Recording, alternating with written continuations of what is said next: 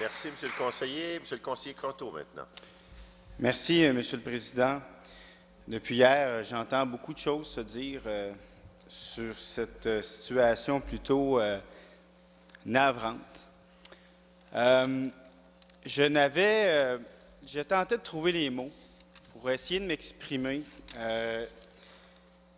En fait, j'avais depuis hier un grand vide en tant que Montréalais dans les paroles que je tentais de trouver.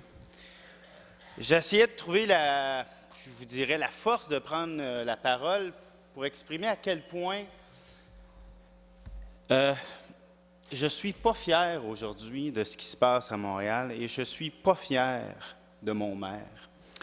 Je me souviens, en 1990, je crois que c'est bien 90, un geste exceptionnel que le chef de l'opposition à Québec avait fait en traversant la Chambre, en qualifiant Robert Bourassa de « mon premier ministre ».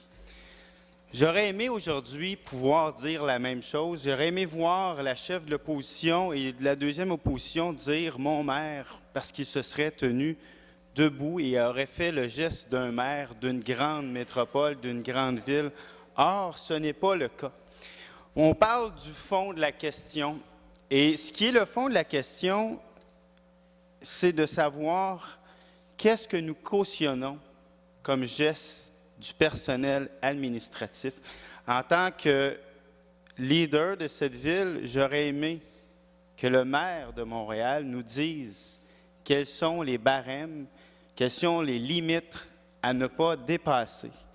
Le message que les Montréalais reçoivent, Monsieur le maire, aujourd'hui, est celui-ci, c'est qu'à Montréal, pour des fins quelles qu'elles soient, tout est permis par l'administration et les élus n'ont pas le contrôle sur ce qui se fait, mais encore plus sur le bout des lèvres. Ils n'osent même pas blâmer et être fermes face à des gestes inacceptables.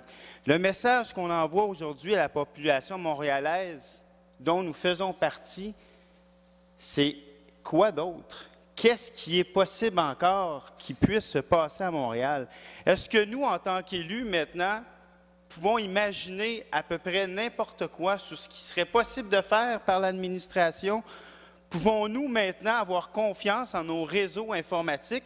Est-ce que nous devrons, comme élus, nous retirer du réseau informatique de la Ville pour nous protéger contre notre propre administration?